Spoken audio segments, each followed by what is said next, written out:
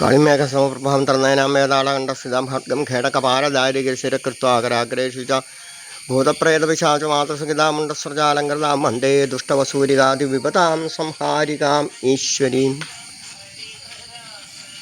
ചൊവ്വാഴ്ച ദിവസം പാർവതി പരമേശ്വരന്മാരായിരിക്കുന്നതായ തലപ്പുഞ്ച മഹാദേവ ക്ഷേത്രം.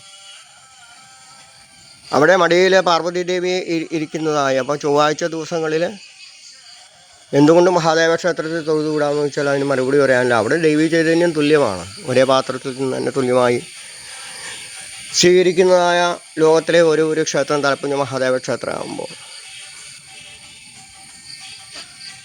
ചൊവ്വാഴ്ച കാവുകളുണ്ട്. ചൊവ്വാഴ്ച ദിവസം അങ്ങനെയൊന്നുമില്ല.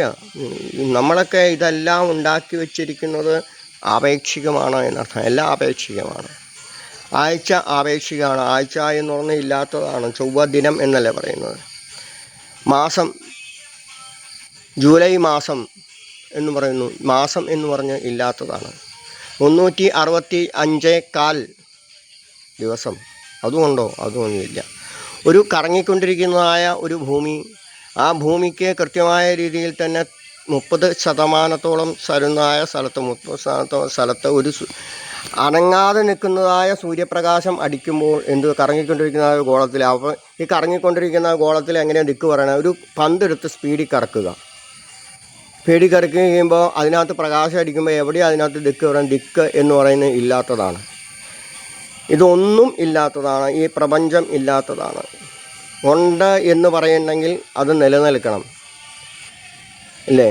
ഇപ്പോൾ ചിലപ്പോൾ ഇത് കഴിഞ്ഞ് പോണ വഴിക്കായിരിക്കും കുഴഞ്ഞു വീണ് മരിച്ചു. കൊച്ചിൻ ദേവസ്വം ബോർഡ് സ്റ്റാഫ് സുഞ്ചി മാങ്കുളം കുഴഞ്ഞു വീണ് മരിച്ചു. എവിടെ മരിക്കുന്ന ആൾക്ക് ഇതുപോലെ ചിന്തിക്കാനുണ്ടോ? മരിക്കുന്ന ആളെ ഇതൊന്നും അറിയുന്നില്ല എന്നുണ്ട്. ഓരോ രോമകൂപങ്ങളിൽ കൂടെയും ആത്മാവിൻ്റെ വിടാനുള്ളതായ ശക്തമായ പ്രവർത്തനത്തിൽ എന്ത് സംഭവിക്കുന്നു? ഓരോ രോമകൂപങ്ങളിലും സൂചി തുളച്ച് കയറ്റുന്ന വേദന വരും. ആ വേദനയിൽ മക്കളെ പറ്റി ചിന്തിക്കാൻ സമയമുണ്ടോ? കുടുംബത്തെ പറ്റി ചിന്തിക്കാൻ സമയമുണ്ടോ? ആ വേദന മറക്കണമെങ്കിൽ എന്ത് ചെയ്യണം? ഒറ്റ കാര്യമുള്ളൂ, നിരന്തരമായ ഉപാസന. അത് ഭഗവാനെ ആയാലും 33 കോടി ദൈവസങ്കല്പങ്ങളല്ല, ദേവതാ സങ്കല്പങ്ങളാണ് 36. പ്രധാനമായിട്ടും 36 ഉള്ളൂ. 36 ഉള്ളതായ ദൈവസങ്കല്പങ്ങൾ നിരന്തരമായി നാമം ജപിക്കുക. നാമം ജപിക്കുമ്പോൾ എന്ത് സംഭവിക്കും? ചിലർ പറയും ഭർത്താവ് എന്താ കാരണവശാൽ അമ്മയുടെ കൂടെ പോയി കിട്ടാൻ തിരിച്ചു വരുന്നില്ല, കുടുംബത്തിലെ കാര്യങ്ങൾ നോക്കുന്നില്ല. ചിലവരൊന്നും കുട്ടികൾക്ക് ജോലി കിട്ടുന്നില്ല. ഇത് ക്ഷേത്രത്തിൽ വന്ന് തൊഴുതാലല്ലേ കിട്ടുള്ളൂ. നമ്മളൊരു കടയിൽ പോയി സാധനം മേടിക്കുന്നു, ഒരു സൂപ്പർ മാർക്കറ്റിൽ പോയി സാധനം മേടിക്കുന്നു. അവിടെ സാധനം എടുത്ത് ഓരോ നമുക്ക് ഇഷ്ടപ്പെട്ട സാധനങ്ങൾ എടുത്ത് അത് ബില്ല് ചെയ്ത് സാധനം കൊണ്ടുവന്നാലേ പറ്റുള്ളൂ. അല്ലാണ്ട് കുടുംബത്തിൽ ഇങ്ങനെ ഇരിക്കുകയാണ്. 1 കിലോ ചായപ്പൊടി വേണം, ആരെങ്കിലും കൊണ്ടുതരുമോ? ആരും കൊണ്ടുതരില്ല. അപ്പോൾ ഇത് എന്ന് പറയുന്നത് രണ്ടർത്ഥത്തിലും ലൗകികമായിട്ടും ആത്മീയവുമായിട്ട് തന്നെയാണ് ക്ഷേത്രങ്ങൾ നിലനിൽക്കുന്നത്. അവനവന് വേണ്ടത് എന്താണെന്ന് പറയേണ്ട ആവശ്യമുണ്ടോ? പറയേണ്ട ആവശ്യമില്ല. മഹാദേവനറിയാം. ഒരാൾക്ക് ഒരു ജോലി കിട്ടും, ജോലി കിട്ടിക്കോട്ടെ. ഒരാളെ ജോലിയിൽ നിന്ന് പിരിച്ചു കിട്ടിക്കോട്ടെ. അപ്പോൾ അത് കഴിഞ്ഞ് പുതിയ ജോലി കിട്ടും. അപ്പോൾ അങ്ങനെ നമ്മൾ നോക്കുമ്പോൾ എവിടെ എത്തിച്ചേർന്ന സങ്കേതത്തിൽ ചെന്നാൽ മാത്രമേ അനുഗ്രഹം കിട്ടുള്ളൂ. അല്ലാതെ കഴിച്ചേക്കില്ലേ ഓൺലൈൻ വഴിയും. അതുപോലെ തന്നെ അങ്ങനെയാണ് തന്നെ എല്ലാ ക്ഷേത്രങ്ങളിലും എല്ലാ ദേവതമാർക്കും ഇതെടുക്കാൻ പാടില്ലേ? google.com എടുത്തു കഴിഞ്ഞാൽ എളുപ്പമുണ്ടല്ലോ. ഫാക്സ് അയച്ചാൽ മതി. ആ കമ്പ്യൂട്ടറിലേക്ക് ഫാക്സ് അയച്ചു കഴിഞ്ഞാൽ കൃത്യമായിട്ട് പുഷ്പാഞ്ജലിയൊക്കെ വരും. അപ്പോൾ അത് സോഷ്യൽ മീഡിയയും ഇതൊക്കെ വളരെ പ്രയോജനമാണ്. നമുക്കറിയാം.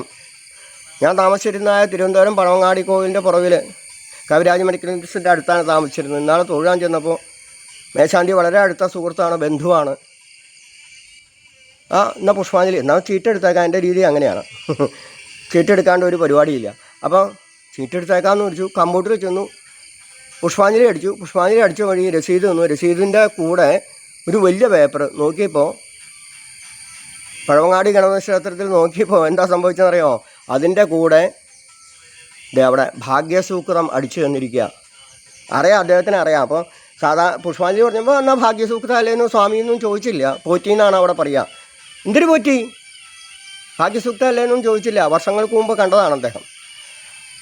അപ്പോൾ അദ്ദേഹം എന്നെ തിരിച്ചറിഞ്ഞു, ഞാൻ അദ്ദേഹത്തെ തിരിച്ചറിഞ്ഞു. എത്ര വർഷമായല്ലോ, എനിക്ക് തടി വെച്ചു, അദ്ദേഹത്തിന് തടി വെച്ചു. അദ്ദേഹം അടിച്ചു തന്നു, ഭാഗ്യസൂക്തം അടിച്ചു തന്നു. അപ്പോൾ അഡ്വാൻസ്ഡ് ആയിട്ടുള്ള ഒരു കമ്പ്യൂട്ടറിൽ നമ്മൾ പറയുന്നതായ അഷ്ടോത്തരം അടിച്ചു കഴിഞ്ഞാൽ അഷ്ടോത്തരം അടിച്ചു കൊടുക്കാൻ എത്ര രസമുണ്ട്. നമുക്കും കൂടെ മേശാന്തിയുടെ കൂടെ നമുക്ക് ജീവിക്കാൻ സാധിക്കും.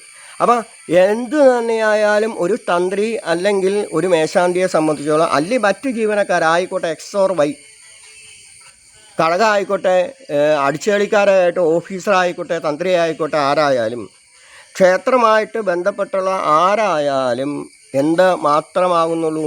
ഒരു കോർഡിനേറ്റർ മാത്രമേ ആകുന്നുള്ളൂ. ഭഗവാനിലൂടെ അടുപ്പിക്കാനുള്ളതായ ഒരു കർമ്മം ചെയ്യുന്നതായ ഒരു ശരീരം അല്ലെങ്കിൽ ഒരു ആത്മാവ്, ഇതൊക്കെ പറയാം. അപ്പം നിലനിൽപ്പ് എന്താണ്? ദേഹം, ദേഹി.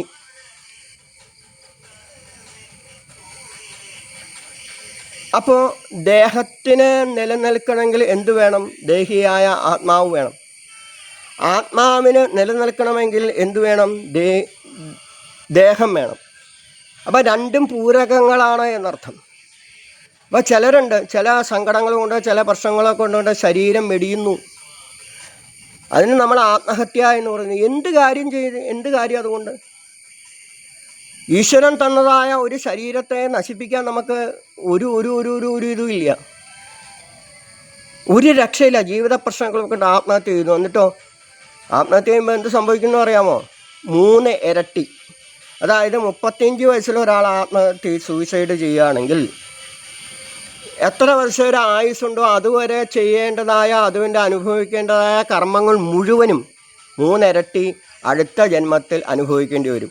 അത് ചിലപ്പോൾ പുഴുവായിട്ടോ എന്തായിട്ടോ ചെളിയായിട്ടോ അല്ലെങ്കിൽ മലത്തിൽ കിടക്കുന്നതായ മറ്റ് വൈറസുകളായിട്ടോ എന്തായിട്ടാണ് ജനിക്കേണ്ടതെന്ന് പറയാൻ പറ്റില്ല. അത്രയേറെ ദുരിതമാണ് ആത്മഹത്യ എന്ന് പറയുന്നത്. അപ്പം ആത്മാവിനെ രണ്ടർത്ഥത്തിലും ഹനിക്കുന്നത്, ലൗകികമായിട്ടും ആത്മീയമായിട്ടും അല്ലാതെയും ശരീരത്തോടു കൂടിയിരിക്കുന്ന ആത്മാവിനെ ഹനിക്കുന്നത് ന സതരേൽ സ ആത്മഹ. ഭാഗവതം പറയുന്നു, ആത്മാവിനെ എങ്ങനെ ബുദ്ധിമുട്ടിച്ചാലും, ആത്മാവിനെ ബുദ്ധിമുട്ടിക്കുന്നത് ഏതർത്ഥത്തിലായാലും ചിന്ത കൊണ്ടും ബുദ്ധി കൊണ്ടും ബുദ്ധിമുട്ടി കഴിഞ്ഞാൽ സതരേൽ സ ആത്മഹ, സതരേൽ സ ആത്മഹ ന ആത്മ. അതാ സതരേൽ, അവൻ യാതൊരു കാരണവശാലും എന്തുണ്ടാവുന്നില്ല? സംസാര സാഗരമാകുന്നതായ ദുഃഖക്കടൽ നീന്തിക്കരയുന്ന നതരേൽ സ ആത്മഹ.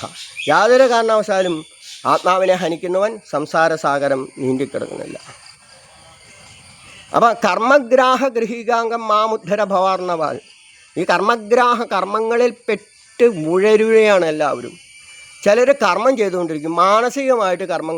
എൻ്റെ ഒരു അനിയത്തിയുണ്ട്, എപ്പോഴും മുടിയുടെ ഒരേഴ ഇങ്ങനെ അഴിച്ചുകൊണ്ടിരിക്കും. ശാരീരികമായിട്ടോ മാനസികമായിട്ടോ ചെയ്യുന്നതിനെ എല്ലാം കർമ്മം എന്ന് പറയുന്നു. അപ്പം കർമ്മബന്ധത്തിൽ നിന്ന് പരിപൂർണമായിട്ട് വിടണമെങ്കിൽ എന്തു ചെയ്യണം? നിരന്തരമായ നാമജപം ഉണ്ടാവും. നാമജപം ഉണ്ടാകുമ്പോൾ എന്തായിത്തീരും? പതുക്കെ ശരീരത്തിൻ്റെയും മനസ്സെന്നില്ല, മനസ്സ് പൊട്ടിപ്പോയി ബോധമുണരും, ബുദ്ധി ഉണരും. ബോധസ്വരൂപമായ ഈശ്വരൻ എന്ത് സംഭവിക്കുന്നു? അവിടെ ഈശ്വരൻ ആയിത്തീരുന്നു എന്നർത്ഥം. നമ്മളൊക്കെ ഈശ്വരന്മാരാണ്, ഈശ്വരനായിത്തീരുന്നു. പിന്നീട് അവനെ മനസ്സില്ല, ബോധസ്വരൂപമാണ്. അതാണ് പറയുന്നത് നിരന്തരമായ നാമജപം. അത് ആരോടാണ് ഉപദേശിക്കുന്നത്? എൻ്റെ ഇല്ലങ്ങളോടൊക്കെ എനിക്ക് ഉപദേശിക്കാൻ പറ്റില്ല. കാരണം തൊട്ടടുത്തുള്ള ഒരു ക്ഷേത്രത്തിൽ ഒന്ന് കുളിച്ചു തൊഴാൻ പോലും മനസ്സ് കാണിക്കാത്ത എൻ്റെ ബന്ധുക്കളടക്കം. തൊട്ടടുത്ത് ഒരു മുറ്റത്തെ ക്ഷേത്രമാണ്, ഒന്ന് കുളിച്ച് പ്രദർശനം വെച്ച് തൊഴുതാൽ പോരെ, അവിടെയെല്ലാം കിട്ടും അനുഗ്രഹിക്കുമെന്നുള്ളതായ. പുണ്യത്ത് മഹാദേവൻ്റെ ക്ഷേത്രത്തിൽ ഹരിയാട്ടിൻ്റെയൊക്കെ പ്രശ്നത്തിൽ അത് ചേവാടിൻ്റെയൊക്കെ പ്രശ്നത്തിൽ പറഞ്ഞു, എവിടെയാണോ കാശിയിൽ തൊഴുന്നത്, എവിടെയാണ് ഗംഗാസ്നാനം ചെയ്യുന്നത്, അതുപോലെ തന്നെയാണ് ഇവിടെ തൊഴുന്നത്. അത്രയും പറഞ്ഞു തന്നിട്ടും നമുക്കൊക്കെ ചെയ്യാൻ സാധിക്കില്ലെങ്കിലോ? അപ്പം നമ്മളൊക്കെ ലൗകികമായ രീതിയിൽ ലൗകിക കാര്യങ്ങളിൽ പെട്ട് ഉഴലുകയാണ്. അങ്ങനെ ഉഴലുന്നവർക്ക് അനുഗ്രഹ കല വർദ്ധിപ്പിക്കാനാണ് എല്ലാം ഉണ്ടായിരിക്കുന്നത്.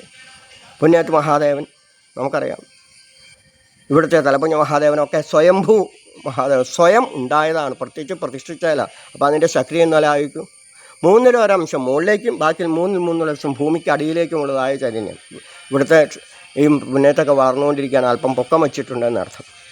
അപ്പം ദേവൻ ഒരു 0.5 ഒരു ശകലം സെൻറ്റിമീറ്റർ ഉയരുകയാണെങ്കിൽ അതേ രീതിയിൽ ഭക്തന്മാർക്കും ഉയരണം. പരിഹാരക്രിയ നടത്താമെന്ന് പറഞ്ഞിട്ട് പ്രശ്നം വെച്ച് ആ ചാർത്ത് കയ്യിൽ വെച്ചാൽ മാത്രം പോരാ. അതിൻ്റെതായ നടപടിക്രമങ്ങൾ ഇറങ്ങണം. അങ്ങനെ നടപടിക്രമങ്ങൾ ഇറങ്ങണം. ഇതൊരു എന്തൊരു സ്പിരിറ്റ് പോലെയായി, ഇപ്പോൾ ലഹരി പോലെയായി.